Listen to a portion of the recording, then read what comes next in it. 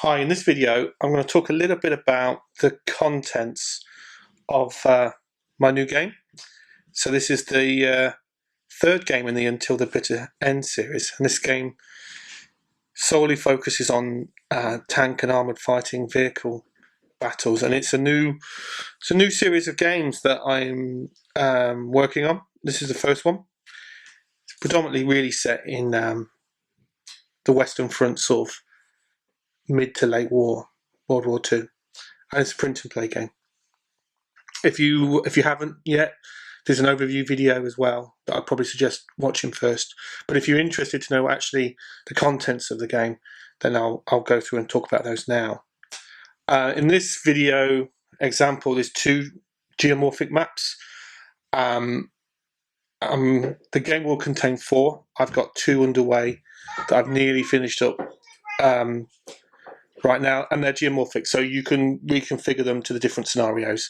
Some of the scenarios use 1 map, some use 2, some use 3, and 4, so forth, which sort of helps determine the length of the game.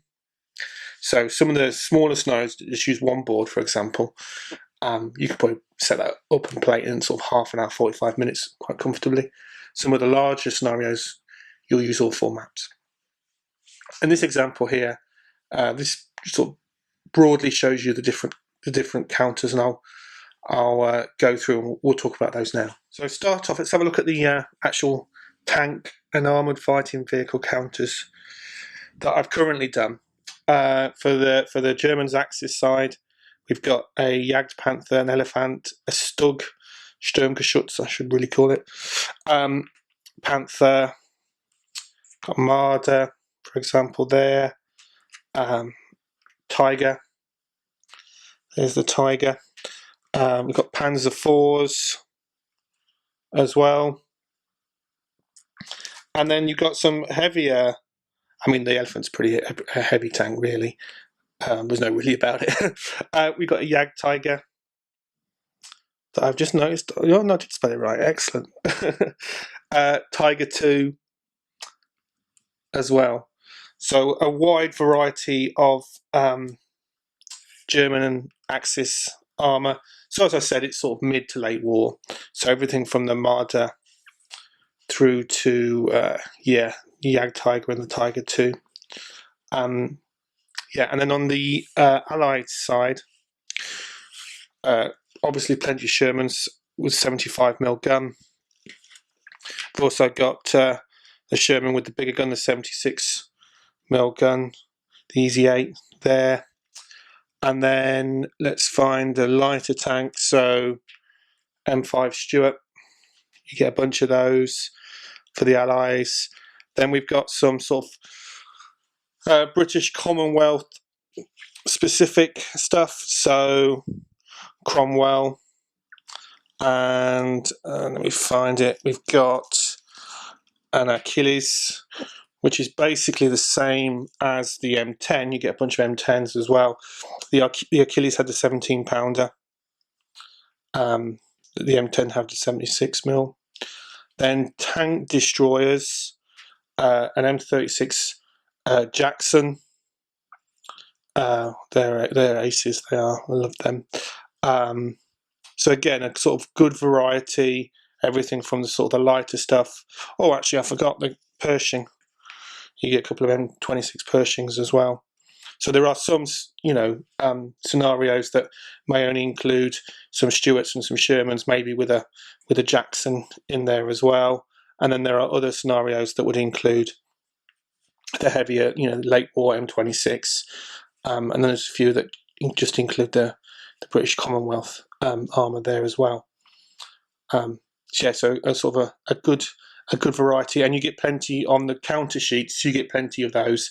So roughly speaking, I've sort of said minimum 40 counters per side. But the truth is, what you'll end up doing is printing out more counter sheets for the bigger scenarios.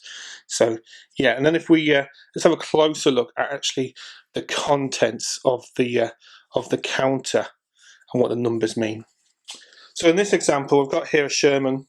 The first number, so this is the number in the bottom left, is a 4. That's basically its movement factor.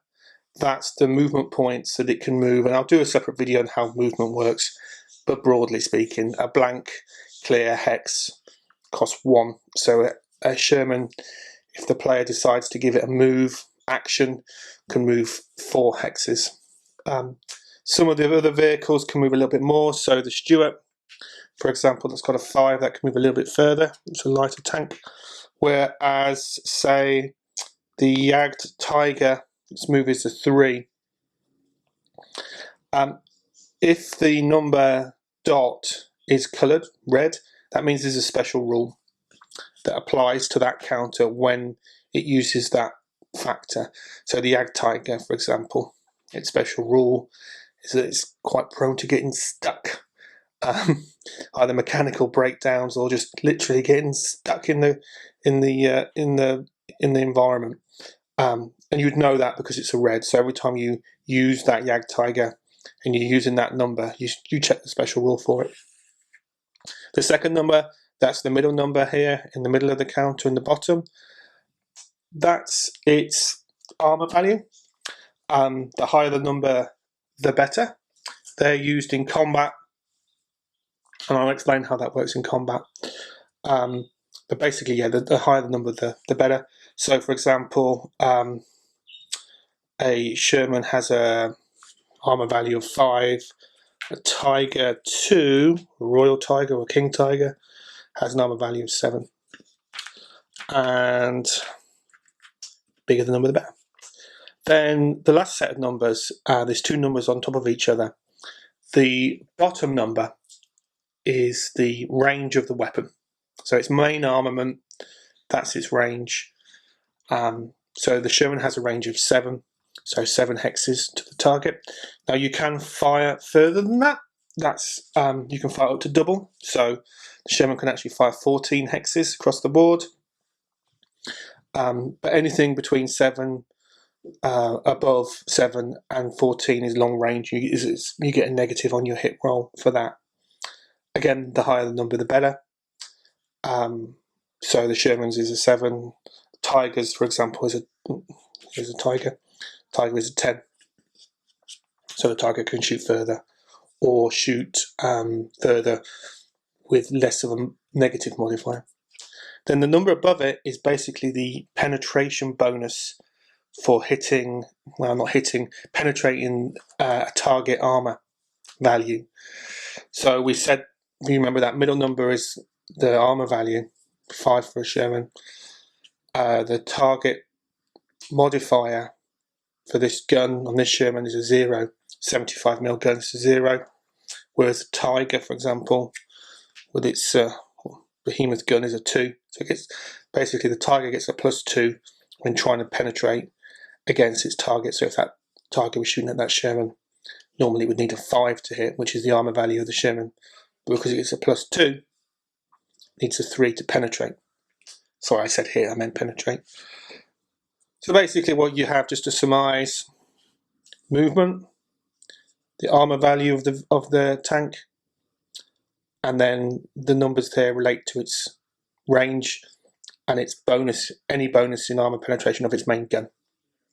So not a huge number of stats on the counters. That's very deliberate for this game.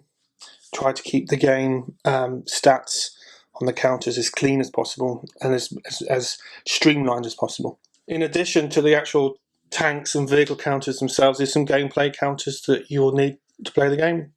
Again, you print them out. It's not a huge number. For example, this is a snapfire counter.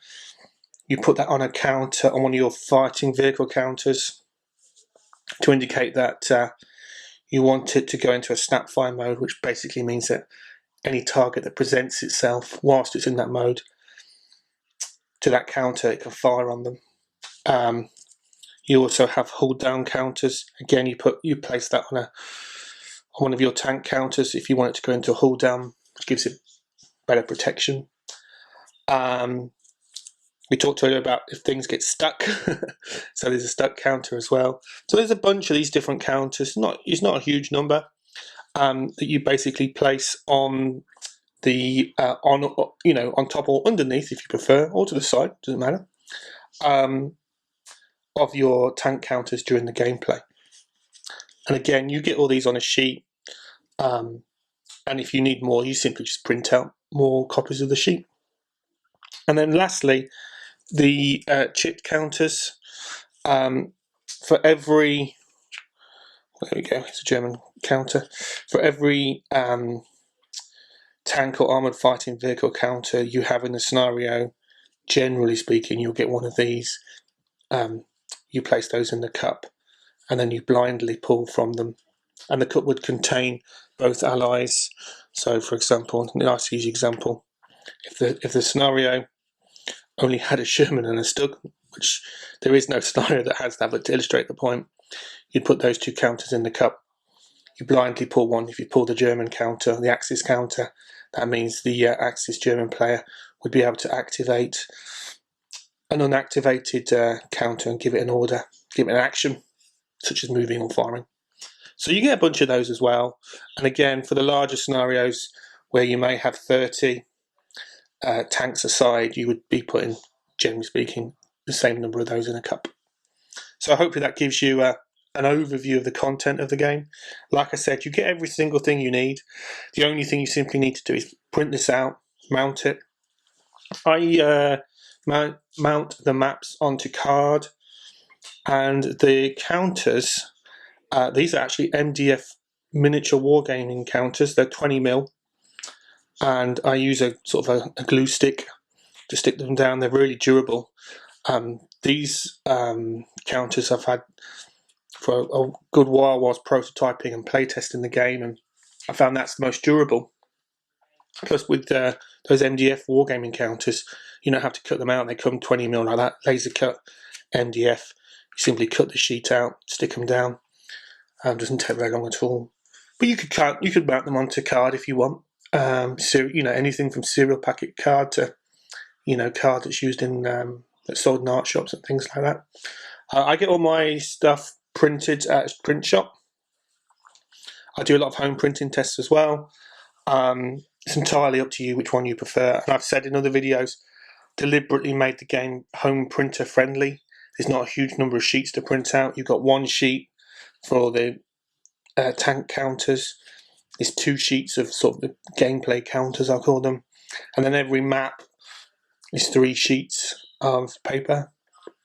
I also provide the Photoshop files for the whole map, so if you want to send it off to a print shop, you're absolutely welcome to do so, and they can use the large format maps, whichever you prefer, So yeah, hopefully that gives you a good overview of the contents of the game. As I said, 4 maps, a whole bunch of counters, a minimum of 40 per side, and they're all the gameplay counters. Plus you get the rule book, scenario book, player aids, all that stuff that you need to play. You simply print it out, mount it. You need to provide yourself with 6-sided dice. That's it. That's all you need. You only need 1 6-sided dice. It's not a bucket of dice type game. For the most part, you're only rolling 1 dice at a time. So just 1 dice will be fine. So yeah, thanks for watching.